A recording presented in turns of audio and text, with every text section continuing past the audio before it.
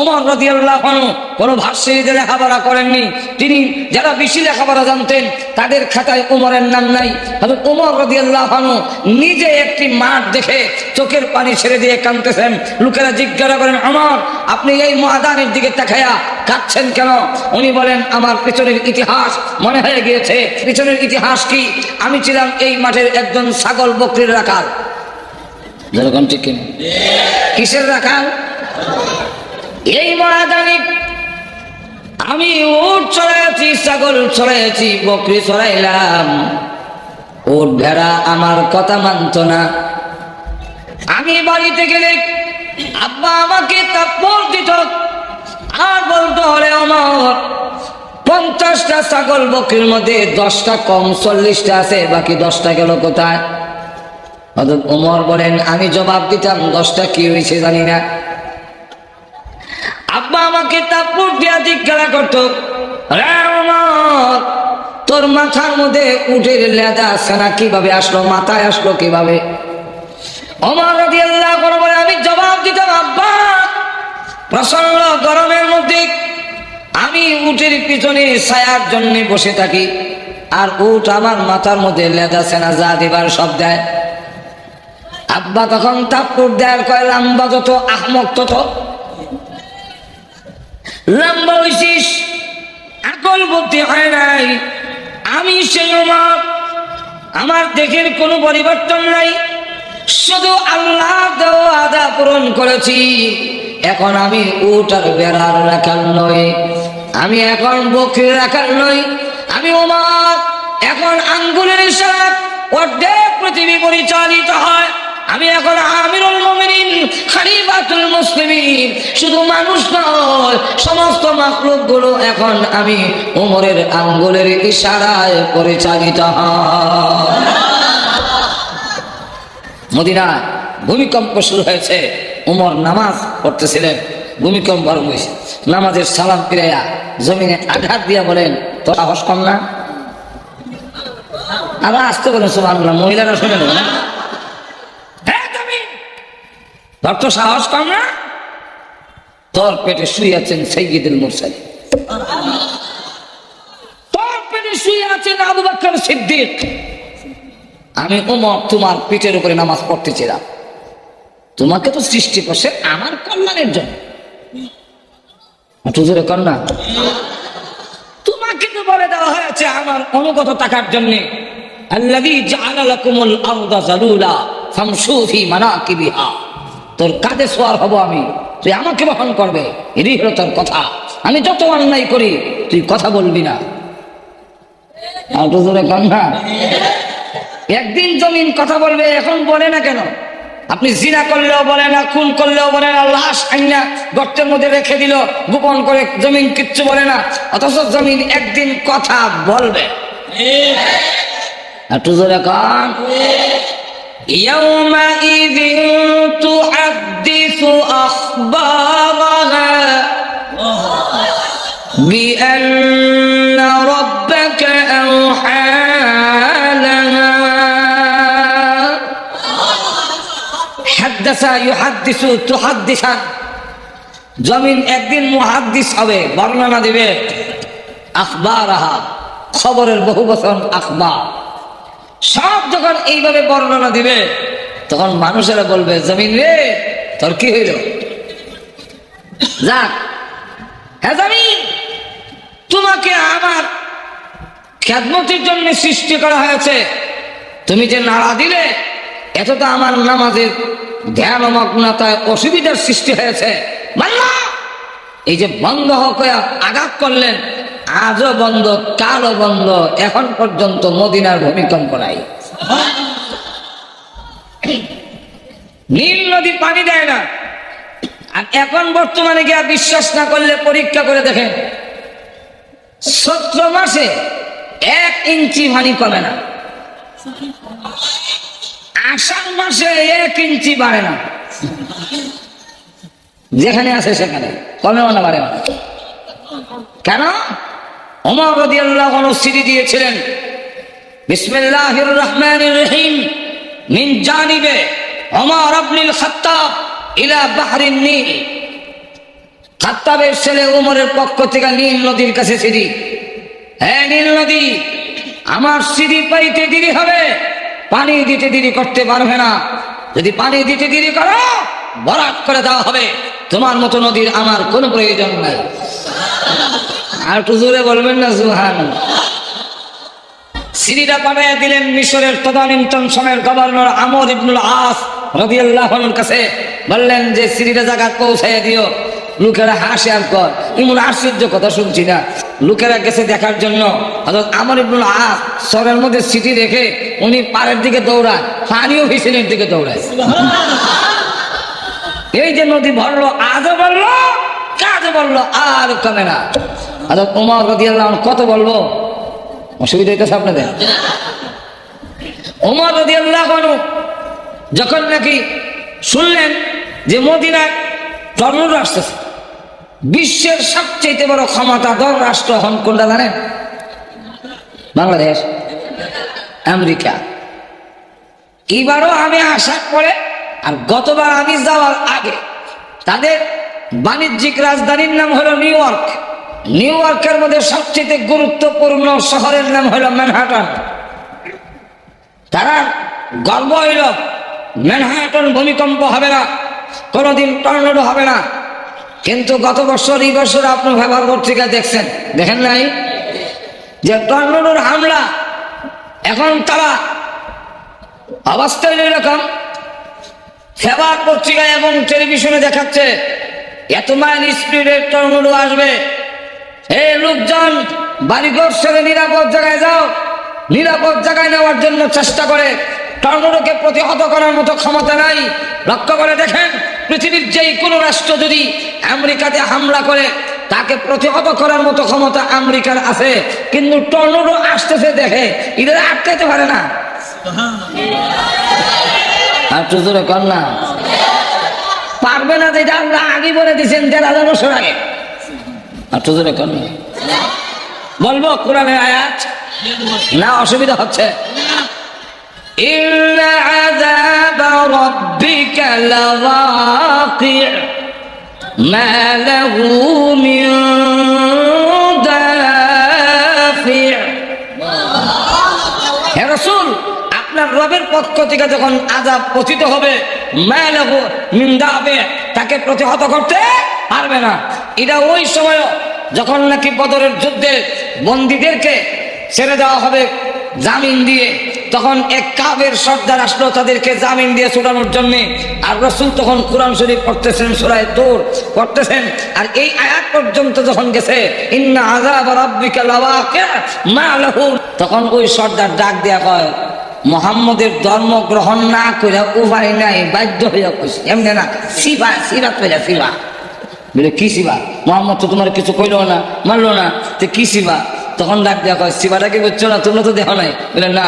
বলে আমি যখন মুহাম্মদ সাল্লাল্লাহু আলাইহি ওয়াসাল্লামের কোরআন শরীফ পড়া শুনতেছি, আর যখন পড়লো ইন্না আযাব রাব্বিকা লাওয়াকি' মা লাহু মিন দাফি', এমনি তাকায় দেখি উপর থেকে একটা কালো গজবের হাত, লম্বা লম্বা নখ, লম্বা লম্বা চুল, আমাকে ধরার জন্য এইভাবে আসতেছে।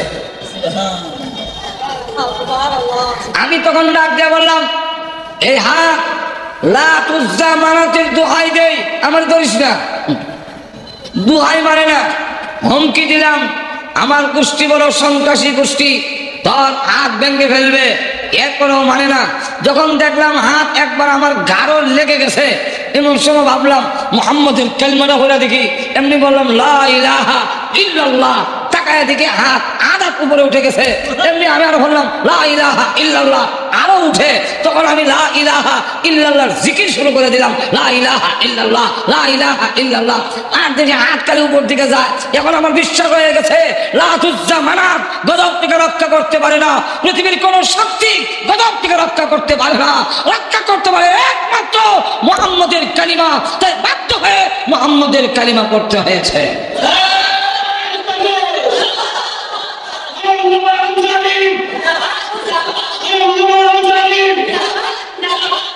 এখন লক্ষ্য করে দেখেন, ওই যে ১,৫০০ বছর আগে যে এই ঘটনা ঘটছিল, আজও আল্লাহর গজব যখন আমেরিকা আসে, তারা ক্ষেপণাস্ত্র যা আছে মারলে কাজ হয় না, ফিরে না।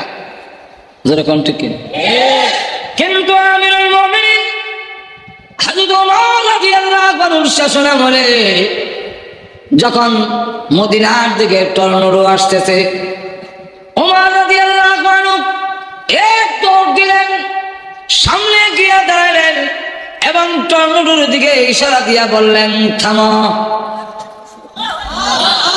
আর একটু জোরে কর না, কইতেই টর্নেডো জায়গা থেমে। হয়তো ওমর রাদিয়াল্লাহু আনহু এখন সামনের দিকে যায় আর টর্নেডো হিসের দিকে যায়। যেতে যেতে পিছনে নিয়ে আঙ্গুল দিয়ে দেখায়, ওই পাহাড়ের ভিতর দিয়ে যাবি, কোন বস্তিতে হামলা করিস না। সুবহানাল্লাহ। এখন আঙ্গুলের ইশারা যেদিকে দিছে ওই দিকে টর্নেডো পাহাড়ের ভিতর দিয়ে চলে গেছে, কোন বস্তিতে হামলা করলো না। আল্লাহ রাব্বুল আলামিন বলেন, আজ ওয়াদা ঠিক আছে, ওমরের মতো ঈমান হোক, তোমাদের ঈমান, তোমাদের আমল ওমরের মতো যদি হয়, আজও পৃথিবীর নেতৃত্ব তোমাদের হাতে দেওয়া হবে, সন্দেহ নাই। 2 নম্বর হলো, এই পৃথিবীর থেকে বিদায় হইয়া জান্নাত পাইতে গেল ঈমান আমল ছাড়া হবে না। ঈমান আমল ছাড়া হবে না। আমরা পাই না কেন, মায়ের খাই কেন? আমরা না ঈমান সংশোধন হয়েছে, না আমল সংশোধন হয়েছে। যেরকম ঠিক কেন? আল্লাহ রাব্বুল আলামিন বলেন, ইন্নাল্লাযীনা আমানু ওয়া আমিলুস সালিহাত কানাত লাহুম জান্নাতুল ফিরদাউসি নুজুলা। আল্লাহ রাব্বুল আলামিন বলেন, নিশ্চয়ই যারা ঈমান এনেছে এবং আমলে সালেহ সৎ কর্মপরায়ণ হয়েছে, আমি আল্লাহ তাদেরকে জান্নাতুল ফেরদাউসের মেহমান বানাবো।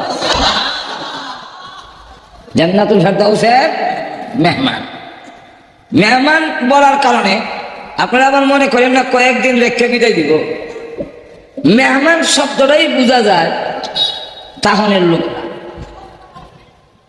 আপনারা আমার কথা বুঝেন কিনা? আল্লাহ তো কিছু হা না কইেন। যদি কেউ বলে উনি আমার মেহমান, এতেই বোঝা যায় আর বুঝবার বাকি থাকে না, উনি থাকবে না, চলে যাবে। যেরকম ঠিক না? শ্বশুর বাড়িতে তো কেউ থাকে না, থাকলে মেহমান থাকে না, শেষ পর্যন্ত গড় জামাইয়া হয়ে যায়। তাহলে আল্লাহ যে বললেন মেহমান বানাবেন, এতে বোঝা যায় বের করে দিবেন। তাই পরের আয়াতে বলেন, খালিদিনা ফিহা লা ইয়াবগুনা আনহা হিওয়ালা।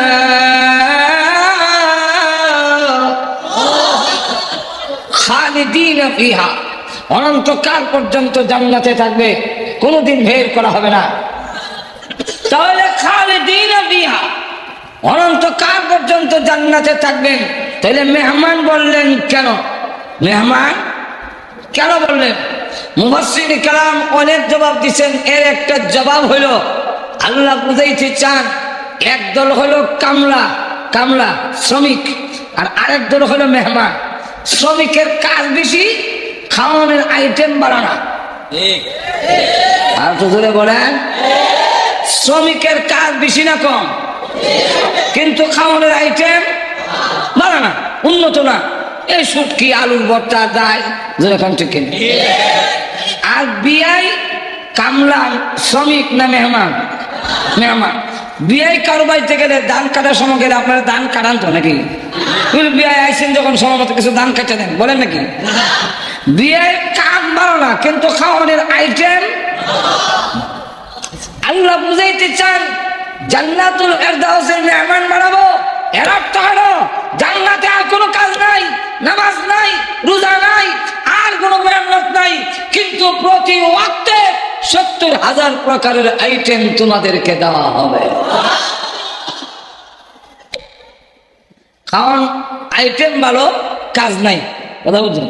এখন আসুন, সব কথা বলার সময় নাই। তাহলে লক্ষ্য করে দেখেন, জান্নাত পাইতে গেল ঈমান এবং আমল লাগবে। পৃথিবীর নেতৃত্ব পাইতে গেল ঈমান আমল লাগবে। তাহলে কোরআনের বিষয় হলো 2টা, একটার নাম ঈমান আর একটার নাম আমল। শয়তানও বসে নাই, শয়তানেও কয় এই দুই জিনিস দিয়ে পৃথিবীর নেতৃত্ব লাভ করে আমারে তোমরা শেষ করবা, আর পরকালেও আল্লাহ আমাকে জাহান্নামে দিবে, তোমরা আরামে গাড়ি দৌড়াবে জান্নাতের ভিতরে, এই সুযোগ আমি দেব না। জোরে কোন ঠিক কিনা? তাই শয়তান আমাদের ঈমানকে ধ্বংস করার জন্য শিরকের আস্তানা গেড়েছে, শিরকের হাত পেতেছে, শিরকের মাধ্যমে ঈমান ধ্বংস করার জন্য, আর আমলকে ধ্বংস করার জন্য বেদাত নামক ষড়যন্ত্রের জাল বেঁধে রেখেছে। আর জোরে কোন ঠিক কিনা? এবং শিরক এবং বেদাত কারে কয়? এবং শয়তান কি নিজে এসে এগুলা করবে? না না, মিনাল জিন্নাতি ওয়ান নাস, এর দল কিন্তু মানুষের মধ্যে আছে, জিন্নাতের মধ্যেও আছে। মানুষের মধ্যে কারা? তো মানুষের মধ্যে জানে নাকি মুস নিয়ে কান লাগাইছে, গোটায় হাত বার করন লাগে, মাথার মধ্যে জট লাগাইছে, নামাজ পড়ে না, গেঞ্জা খায়, এরপরে আবার নামাজ দাঁড় ধরে না, মাঝে মাঝে চোখ বন্ধ করে কয় হাত মাওলা, আর বলে নামাজের দরকার নাই, উজু কুসুলও লাগে না, পানির নিচে মোমের বাতি বান বাতাসে নিভে না, আরে ফির আউলিয়ারা নামাজ পড়তে উজু গোসল লাগে না। একটা গাছের তিনটি ডাল, কোন ডালেতে হুজুর বিলাল শুরু করে, তখন বুঝবে যারা নামাজ লাগে না বলে, বলবে মিস্টার ইবলিস তো আর দেখা যায় না, এইটা ওই মিস্টার ইবলিস। আর তো জোরে কম। যাই হোক, তাহলে মাক্কি সূরার বিষয় কি, মদিনা সূরার মাদানী সূরার বিষয় কি, আপনারা সংক্ষেপে তো কিছু জেনে নিলেন। এবার আসুন, আমি যে সূরা আমাকে বিষয় দেওয়া হয়েছে, এই সূরা মক্কায় অবতীর্ণ হয়েছে। কোথায়? মক্কায়। তার শানে নজুল বলবো। শানে নজুল নাজিল করার কারণ, একটা কারণ হলো বিশ্বনবীর রাহমাতুল লিল আলামিন যখন দাওয়াতের কাজ শুরু করলেন, তখন তারা বলল যে এই মুহাম্মদ সাল্লাল্লাহু আলাইহি ওয়াসাল্লাম লাস্তা মুরসালা, তিনি রাসূল নন, তিনি আল্লাহর পক্ষের রাসূল নন, আল্লাহর পক্ষের প্রেরিত নন। তিনি হাটে যায়, তিনি বাজারে যায়, আমাদের মতো খায়, আমাদের মতো ঘুমায়, বিয়ে করেন, শাদী করেন, উনার ছেলে মেয়ে হয়েছে, সুতরাং উনি আমার নবী হবেন কেমনে? উনি নবী নন, লাস্তা মুরসালা, তিনি রাসূল নন।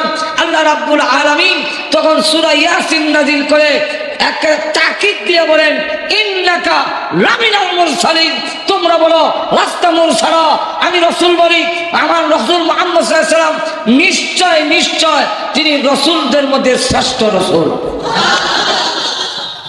এই রাসূল প্রমাণ করার জন্য, এবং রাসূলকে বলতেছেন আরো কি বলে, শুধু তিনি রাসূলই না, আলা সিরাতিম মুস্তাকিম, উনি সিরাতে মুস্তাকিমের উপরে সুপ্রতিষ্ঠিত। এই হলো এক শানে নজুল। যখন কাফেররা বলল যে তিনি আমাদের মতো বাজারে যান, আমাদের মতো খান, আমাদের মতো ঘুমায়, বিয়া শাদী করে, উনি আবার রাসূল কেমনে? লাস্তা মুরসালা, উনি রাসূল কিছু নন। আল্লাহ রাব্বুল আলামিন তখন রাসূলের পক্ষে এই সূরা নাজিল করলেন। গেল একটা। 2 নম্বর শানে নজুল হইল রাসূল সাল্লাল্লাহু আলাইহি ওয়াসাল্লামকে যখন বলা হলো আপনি কোরআন তেলাওয়াত করুন, তো যেই মাত্র রাসূল তেলাওয়াত শুরু করলেন, কাফেরদের মধ্যে জালজালা শুরু হয়েছে, ভূমিকম্প আরম্ভ হয়েছে। কোরআন তেলাওয়াতে মানুষের কলবের মধ্যে ক্রিয়া শুরু করছে, কোরআন তেলাওয়াতে মানুষের দিল চেঞ্জ করে ফেলে। যখন কোরআন তেলাওয়াত শুরু করলো, তখন আবু জাহেল আর ওলীদ ইবনে মুগীরা, আরেকটার নাম নাসর ইবনে হারেস, তারা বইয়া সিদ্ধান্ত নিল যে আমরা কেউ কোরআন শুনবো না। শুনলেই যখন অবস্থার পরিবর্তন হয়, কেউ কোরআন শুনো না। এই আইন পার্লামেন্টে পাশ করে যখন ছেড়ে দেওয়া হলো, কেউ কোরআন শরীফ শুনবে না, আইন করছেন। আল্লাহ কোরআনে বলছেন, وقال الذين كفروا لا تسمعوا لهذا القرآن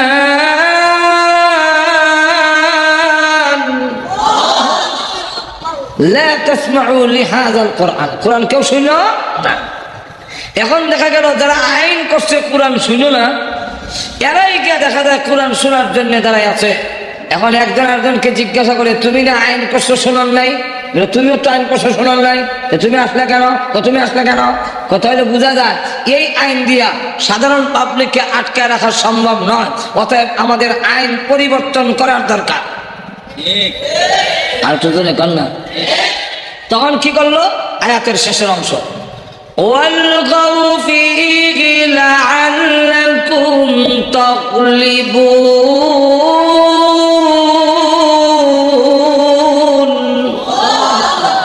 আমরা হট্টগোল করব, আমরা শীষ দিব, আমরা হাত তুলে দিব, যাতে করে কোরআনের আওয়াজ শোনা না যায়। আর এতে গিয়া ক্রিয়া যেটা হইতেছিল সেটা হবে না।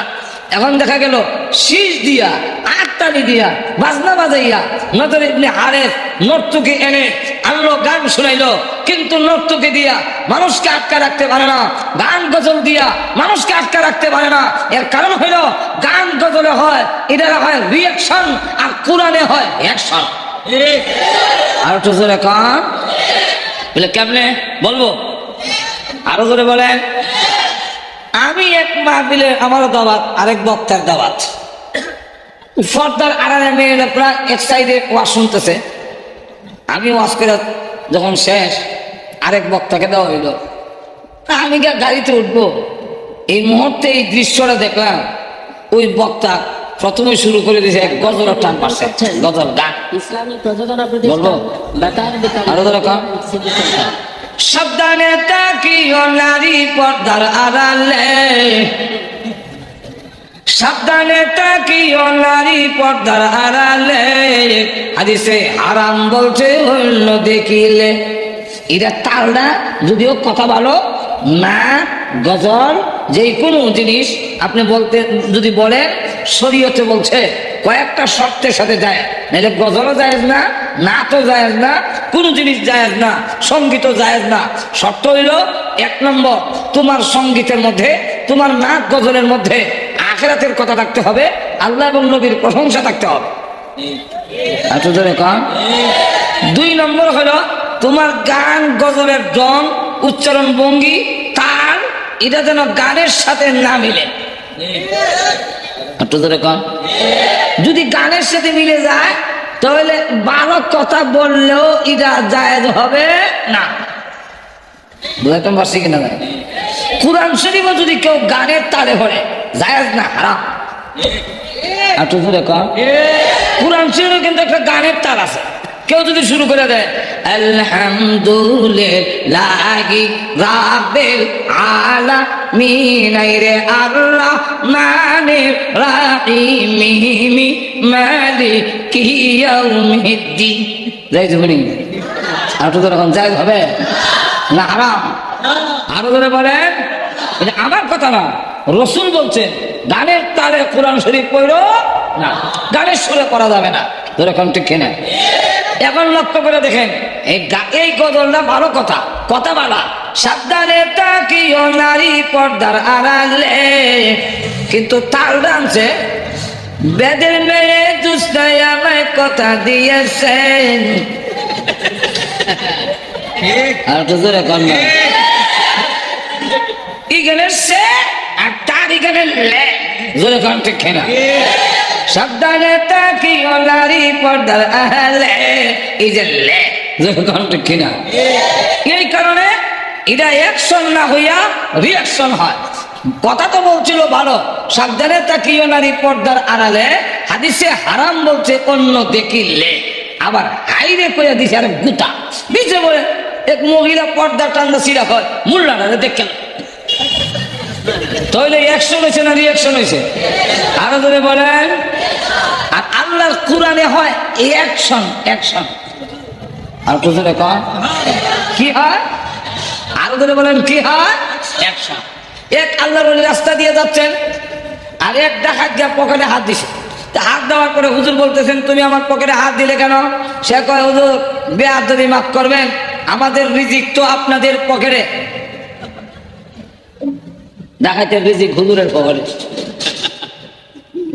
হুজুর বললেন কোরআনে কি বলে আর তুমি কি বলছো? কোরআনে একটা শুনে দাও। কোরআনে একটা আয়াত শোনাই দিলেন, বলবো আয়াতটা? আরো বলে মানে ওয়াফিস সামাই রিজকুকুম ওয়া মা তুআদুন।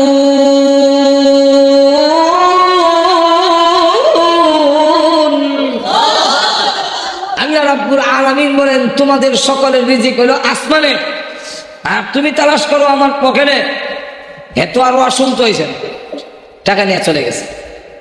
কিন্তু অ্যাকশন কি হইল? যখনই ঘুমাইতে যায় ওই কথা তার ভিতরে উদয় হয়, যখন নাকি সে খেতে যায় তখনও এই কথা উদয় হয়, বাজারে গেলে তার ভিতরে উদয় হয়, রিজিক আসমানে হুজুরের পকেটে কেন হাত দিলি? এই একটি কোরআনের আয়াতে আল্লাহর বান্দাকে 3 বছরের ভিতরে পরিবর্তন করে আল্লাহর ঘরখানায় কাবা নিয়ে পৌঁছাইয়া দিয়েছে। সেখানে গিয়ে দেখে ওই ওলি কাবা ঘর তওয়াফ করে দৌড় দিয়ে ওনার 2 পা জড়ায় ধরেছে, হে আল্লাহর ওলি, বুঝতে পারিনি, আমাকে মাফ করে দিন। আল্লাহর ওলি বলেন, তুমি কি অন্যায় করেছ, কি অপরাধ করেছ যে আমি তোমাকে মাফ করে দিব? আমি তো চিনছি না তোমাকে, কে তুমি? লোকটা ডাকে, হুজুর এখন চিনতে পারতেছেন না, আমি ওই লোক যেই লোক আপনার পকেটে হাত দিয়েছিলাম, রিজিক তালাশ করেছিলাম। আপনি আমাকে কোরআনের একটি আয়াত তেলাওয়াত করে শুনিয়েছিলেন, ওই একটি আয়াতে 3 বছরের ভিতরে আমার গোটা জিন্দেগি পরিবর্তন করে আল্লাহর ঘর খানায় কাবা পর্যন্ত পৌঁছাইয়া দিয়েছে। তাহলে বোঝা গেল কোরআনের আয়াতে হয় অ্যাকশন, গানে হয় আর তো এখন গানে হয়। আচ্ছা, গান শুনতে শুনতে কেউ দরবেশ হয়েছে বলে আমার জানা নাই, আপনার জানা আছে? আর তো বলেন। কিন্তু কোরআন শুনতে শুনতে দরবেশ হয়েছে এমন ঘটনা একটা না, অনেকটা। জোরে বলেন ঠিক কিনা? তাই আল্লাহ রব্বুল আলামিন যখন রসুলকে বললেন আপনি কোরআন পড়েন, তখন তারা কয় হট্টগোল সৃষ্টি করব, হাত করে দিব, শীষ দিব, যাতে করে মুহাম্মদের কোরআন তেলাওয়াত শোনা না। লক্ষ্য করেন, তখন তারা কয় নিষেধাজ্ঞাও কাজ হয় না, হট্টগোল করেও যখন কাজ হয় না। নজর ইবনে হারেস সে নর্তকী আইনা অর্ধ ল্যাংটা কইরা আগের আমলের কিস্সা কাহিনী বাজনার সাথে তাল দিয়া নর্তকীরা গান গায়া গায়া অঙ্গভঙ্গি দিয়া এরপরে শোনায়। কেমন অঙ্গভঙ্গি? আমরা দেশের কিছু আছে না যারা এমন কথা বলে, বন্ধু আমার বাড়ির সামনে দিয়ে একটা যায়, বুকটা আমার ভাইটা যায়, আরো যখন নাই। এইগুলা দিয়ে যুবকদেরকে আরো উস্কানি দেওয়া হয়, আরো গুনার দিকে উৎসাহিত করা হয়। তো ওই যুগের নর্তকীরা আগের আমলের কিস্সা কাহিনী যেগুলা নাকি ছন্দ আকারে মিলায় মিথ্যায় ভরা, এই জাতীয় কবিতাগুলো শোনায় অঙ্গভঙ্গি দিয়ে কোরআন শরীফ থেকে মানুষকে দূরে সরানোর জন্যে। এইগুলা দিয়েও যখন ব্যর্থ, কোরআন থেকে আটকাইতে পারে না, কোরআন একটি সমাজ পরিবর্তন করার জন্য বিপ্লব শুরু করে দিয়েছে, মানুষের অবস্থার পরিবর্তন করে দিয়েছে, কোনো অবস্থায় আটকে রাখতে পারে না। মুহাম্মদ সাল্লাল্লাহু আলাইহি ওয়াসাল্লামকে পাগল বলে আখ্যায়িত করে, তাও আটকানো যায় না। জাদুকর বলে আখ্যায়িত করে, কোরআন শরীফ থেকে মানুষকে সরানো যায় না। বরং যাদেরকে বলে যে মুহাম্মদ পাগল, সে বরং এসে কোরআন তেলাওয়াত শুনে ইসলাম ধর্ম গ্রহণ করে। যারা রাসূলকে পাগল বলেছিল তারাই পাগল প্রমাণিত হয়ে যায়। এখন আবু জাহিল্লা তখন সিদ্ধান্ত নিল, অসুবিধা গেছে আর একটু জোরে কন, আর কিছু সময় অসুবিধা হবে, আর কিছু সময়, অল্প সময়। তাহলে শুনে, আবু জাহেল তখন সিদ্ধান্ত নিলে যেহেতু লাঠি আমাদের হাতে, ক্ষমতা আমাদের হাতে আছে, অতএব শূন্য না, এই কথা আর বলার দরকার নাই, পড়তেই দেওয়া হবে না। ঘুমাই গেছে নাকি? কিছু হ্যাঁ না কয়ে শূন্য না, এই কথা আর বলবো না। এখন থেকে ঘোষণা হলো মুহাম্মদ সাল্লাল্লাহু আলাইহি ওয়াসাল্লামকে কোরআন পড়তেই দেওয়া হবে না। না, কোরআন শরীফ পড়তেই দেওয়া হবে না। কেন? ক্ষমতা আমাদের হাতে। তাদেরকে জানায় দেওয়া উচিত, যেইভাবে আবু জাহিল্লাকে জানায় দিয়েছেন, রাসূল তাকে জানায় দেন। এরা কিন্তু তার মার কেরাসিনের বাতি না যে মুখের ফু দিয়া নিভাইয়া দিবে, কোরআনকে নির্ভাবিত করতে পারবে না। আমি আরো প্রজ্বলিত করব। আজ আমরা আমরা সুস্পষ্ট করে বলে দিতে চাই, এদেশের দ্বীনি শিক্ষা, কোরআনের শিক্ষা, কোরআনের আলো পৃথিবীর কোনো শক্তি নির্বাহিত করতে পারবে না। লক্ষ্য করে দেখেন, আল্লাহ বলেন, হে রাসূল আপনি কোরআন পড়ুন। আবু জাহেল পড়তে দিবে না, পড়লেই পিছাবে। রাসূল বলেন, আল্লাহ আপনি বলতেছেন পড়ার জন্য, ওরা বলে পড়তে দিবে না। আল্লাহ বলেন, আমি আল্লাহ তাদের চ্যালেঞ্জ গ্রহণ করলাম। ইউরিদুনা লিয়ুতফিউ নূরাল্লাহি বিআফওয়াহিহিম ওয়াল্লাহু মুতিম্মু নূরিহি। তো করতে পারবে না। কেন পারবে না? এটার একটা উদাহরণ দিলে আপনারা বুঝতে সুবিধা হবে। একটা গ্রাম এলাকা, যে এলাকার কোনো কারেন্ট যায়নি এখনো, এমন এলাকার থেকে বালুকার শহরে এক লোক আনছে একটা ছেলে বাসার কাজকর্ম করার জন্যে। ওই ছেলে জীবনে আর লাইট দেখে না, কারেন্টের বাতি দেখে নাই। তাকে বললো, এ বেটা সুইচটা অফ কর, বাতিটা অফ কর। তো বাতিটা অফ করে কথা বলার পরে সে টেবিলে উঠিয়া লাইটের কাছে গিয়ে ফু দেয়। আমি আপনাদের জিজ্ঞাসা করতে চাই, এইভাবে ফু দিলে লাইটের আলো নিবে তো? আরো ধরে কন। ফুল আওয়াজ শুনে মালিক কয়, কিরে এই কি করো? লাইট নিবেন দেখে ফু দেয়। তখন মালিক কয়, এটা কি তোর মার কেরাসিনের বাতি রয়েছ? এখানে ফু দিলে লিখব, ওই সুইচটা টিপ দে। লাইট জ্বলে এখানে, সুইচ হইল 50 হাত দূরে, ধরে কান ঠিক কিনে মৌরের মধ্যে। তো লাইটটা যেই মাত্র সুইচটা অফ করছে, বাতি নিভে গেছে। তখন সে কয়, আশ্চর্য কারবার, সারা জীবন যেখানে আগুন সেখানে ফু দিলাম, আর বালুকা শহরে এসে দেখি লাইট জ্বলে এখানে, আর সুইচ দিয়ে আরেকখানে। যেরকম ঠিক না? ঠিক তেমনি হবে কোরআনের লাইট জ্বলে বালুকায় তফসির মাহফিলে, সুইচটা বালুকায় নয়, সুইচটা হইল লৌহে মাহফুজের মধ্যে স্থাপন করা। সুতরাং সেই সুইচ কিয়ামত পর্যন্ত কেউ পাবেও না, আর কোরআনের লাইট নিভাইতে পারবে না। কিন্তু আল্লাহ বলেন পড়েন। আবু জাহেল পড়তে দেব না। আল্লাহ বলেন, চ্যালেঞ্জ গ্রহণ করলাম। আমার কোরআনের পড়া তেলাওয়াত বন্ধ করে কেমনে আমি দেখতাম। এক পুরানা পাক পানির ফয়দা 1.5 টাকার বেড়া, সে আমার কোরআন শরীফ পড়তে দিবে না, তাহলে আমি একটু দেখতে চাই। তো আল্লাহ আমাকে যে মারবে, আল্লাহ বলেন আপনার ভয়ের কারণ নাই, আমি আল্লাহ আপনাকে হেফাজত করব। রাসূল বলেন, তাহলে আমার পড়তে আর কোনো আপত্তি? রাসূলকে শুরু করে দিয়েছেন কোরআন পড়া। والشمس وضحاها والقمر إذا تلاها। আবু জাহেল 2 হাতে পাথর লইয়া কয়, তালাহা তালাহা কম হইতাছে। রসুলের কাছে গিয়ে যখন আঁক উপর দিকে উঠেছে, রসুলের গায়ে মারবে, এখন রসুলও দেখা যায় না, আঁকও দেখা হয় না। আর তো জোরে কন না। এখন আঁক যদি বাঁকা না হয়, মারবে কিভাবে? কিন্তু আবার এই জায়গা নড়ে, যাতে পাথরটা হ্যাঁ মাথার মধ্যে পড়ে। রসুল দেখা যায় না, একজন দেখা না গেলে মারবেন কিভাবে? আচ্ছা যাই হোক, যেই দিক থেকে আওয়াজ আসতেছে এই দিক থেকে না হয় মারলাম, কিন্তু আঁক দেখা না হইলে মারবেন কিভাবে? এখন দেখে যে পাথর তার মাথার উপরে পড়ার সম্ভাবনা, তখন ডাক দেয়া কয়, ও মুহাম্মদ, আওয়াজে বোঝা যায় আপনি এইখানে আছেন। তো আমি আত্মীয়তার দোহাই দিয়া, কারো ভাতিজা কারো ভাই, এই সূত্রে আমি ক্ষমা চাই, আমাকে মাফ করে দাও।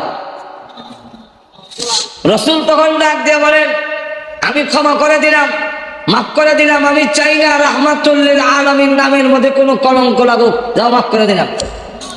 আবার দেখা হইছে, পাথর ফেলে দিয়া লোকজনের কাছে গিয়া দূরে দূরে শ্বাস ফেলায়। লোকেরা বলে, কি লিডার সাহেব, আপনারা বলছিলেন মুহাম্মদকে পড়তে দিবেন না, পাথর দিয়ে একবারে মাথা ভেঙে দিবেন, এখন তো আপনার যে অবস্থা দেখা যায়, প্রাণ যে জান যে কোন দিক দিয়ে বেরিব রাস্তা পাইতেছে না, কি তো বিষয়, মারলেন না? এমনি কয়ে, বেটা আমার হাতও দেখা হয় না, মুহাম্মদও দেখা যায় না, ওই মারতাম, তোর বাপের তালব মারতাম না। এটা মোহাম্মদ দেখালে না, মানবো কোথায়? আল্লাহ তখন, রসুল তো মাফ করে দিলেন, আল্লাহ বলেন আমি মাফ করলাম না, সূরা ইয়াসিন নাযিল করলাম। এটা হলো সূরা ইয়াসিনের শানে নজুল। আল্লাহ বলেন, বলবো আরো ধরে কন, ইয়াসিন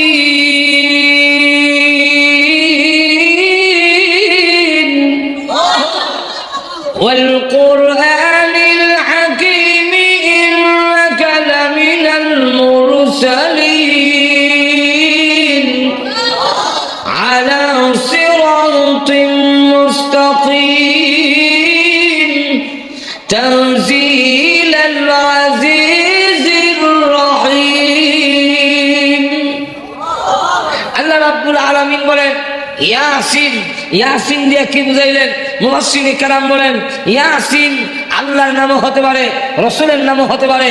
তাফসীর কারকদের মধ্যে দুই মত, কেউ বলেন ইয়াসিন আল্লাহর নাম, কেউ বলেন ইয়াসিন রসুলের নাম, কেউ বলেন ইয়াসিন দিয়া আর আসল অর্থ হইল আল্লাহু আ'লামু বিমুরাদিহি, তার আসল অর্থ আল্লাহ ছাড়া কেউ জানে না।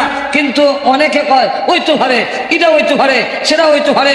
কেউ বলেন ইয়া দিয়া হে, আর সিন দিয়া হইল সৈয়দ, এর অর্থ হলো হে সৈয়দ, এ সৈয়দ দিয়া হে মুহাম্মদ সাল্লাল্লাহু আলাইহি সাল্লাম। কেউ বলেন ইয়াসিন দিয়া আল্লাহ বুঝাইছেন ইয়া মানে হে, আর সিন মানে ইনসান, ইনসান দিয়া বুঝে মানুষ। ইয়াসিন হে মানুষ মানে হে মুহাম্মদ সাল্লাল্লাহু আলাইহি ওয়াসাল্লাম। কেউ বলেন ইয়াসিন ইনা দিয়ে আল্লাহ বুঝাইছেন ইয়া আইয়ুহার রাজুল, হে মুহাম্মদ সাল্লাল্লাহু আলাইহি সাল্লাম। অর্থাৎ রাসূলকে সম্মানসূচক ভাবে আল্লাহর নাম উচ্চারণ না করে দুনিয়া মানুষের সামনে তুলে ধরলেন। মুহাম্মদের সম্মান মর্যাদা এত বেশি যে আমি মুহাম্মদ তার নাম উচ্চারণ করি নাই। আর তো ধরে কন্যা সব নবীর নাম কোরআন শরীফে আসেনি, নাম ধরে ডাক দিয়েছেন আল্লাহ না বলে ডাক দেন নাই। ইয়া আদম নাম ধরে ডাক দিয়েছেন। ইয়া আদম অর্থ হইল হে, হে আদম। আমরা বাংলা হইল হে আদম। আল্লাহ আদমের নাম ধরে ডাক দিয়েছেন। আবার নূহ নবীকে ডাক দিয়েছেন ইয়া কইয়া, ইয়া নাম ধরিয়া ক্বালা ইয়া নূহ, হে নূহ নবী নাম ধরে ডাক দিয়েছেন। ইব্রাহিম নবী নাম ধরে ডাক দিয়েছেন ওয়ানাদাইনাহু আইয়া ইব্রাহিম, নাম ধরে হে ইব্রাহিম নাম ধরে ডাক দিয়েছেন। মূসা নবীর নাম ধরে ডাক দিয়েছেন ওমা তিলকা বিয়ামিনিকা ইয়া মূসা। ইমের নাম ধরে ডাক দিয়েছেন ইয়া জাকারিয়া, ইয়া ইয়াহইয়া। কিন্তু 30 পারা কোরআনের ভিতরে কোথাও ইয়া মুহাম্মদ আছে? একটু ধরে বলেন, যা ডাক দিয়ে বলেন ওয়াল কুরআনিল হাকীম।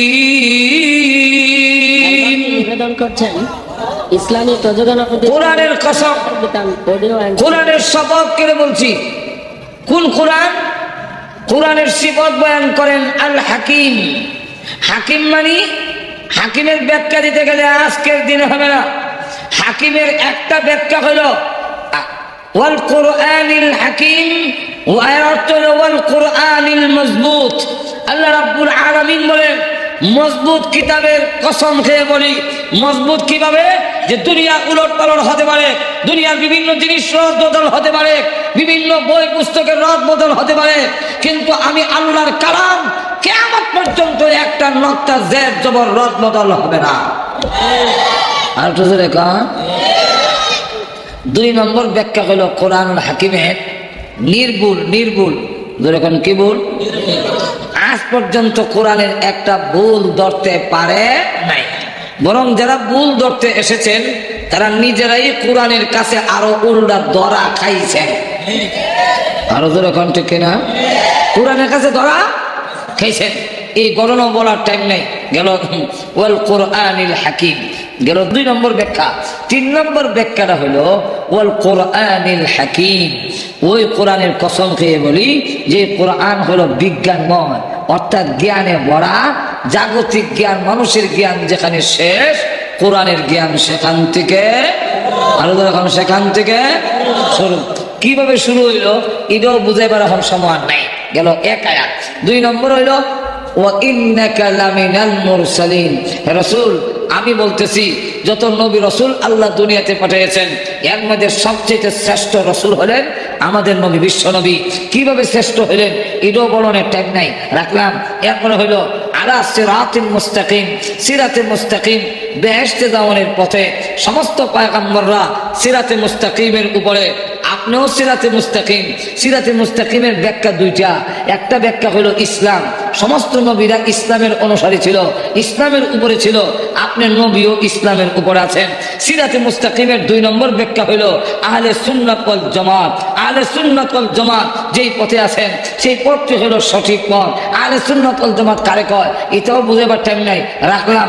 এরপরে বলেন তানজিল আল আজিজির রহিম, হে রাসূল কোরআন শরীফ এমন সত্তার কাছ থেকে নাজিল হয়েছে, আবু জাইলকে জানায় দেন যে তিনি হলেন আজিজ, যিনি পরাক্রমশালী। আবু জাইলের কাছ থেকে কোরআনের বিরোধিতার বদলা গ্রহণ করার ক্ষমতা আল্লাহ কন্যা আছে না নাই? আল্লাহ দেখাইও দিয়েছেন। আবার যদি কোনোদিন সুযোগ পাওয়া যায় ইনশাআল্লাহ বিস্তারিত আলোচনা আপনাদের সামনে করা হবে। আল্লাহ রাব্বুল আলামিন আমাদের সকলকে তৌফিক দান করুন। আমিন ওয়া আখির দাওয়ানা আলহামদুলিল্লাহি রাব্বিল আলামিন।